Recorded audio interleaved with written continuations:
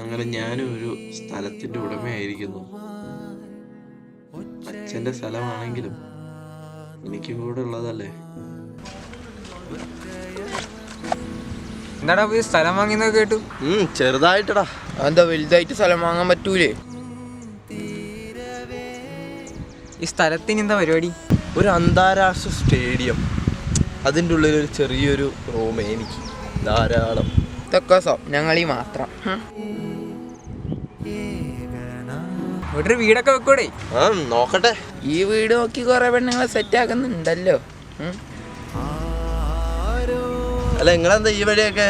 മസാല കൊണ്ട് ഞാൻ ഊട്ടി പോയത്. എന്ത് ട്രെൻഡിനെയൊക്കെ കൊന്നു കഴിഞ്ഞിട്ട് അവന്റെ ക്രിഞ്ച് ഡയലോഗ്. എടാ, ഇത് ഏകദേശം ഒരു എത്ര സെന്റ് ഉണ്ടാവും? ഒരു 10-20 സെന്റ് ഉണ്ടാവൂടാ. എന്നിട്ട് മണക്കുന്നില്ലല്ലോ അല്ലേ? എന്ത്? നിങ്ങളല്ലേ പറഞ്ഞ സെന്റ് ഉണ്ടെന്ന്, അപ്പൊ മണക്കൂലേ?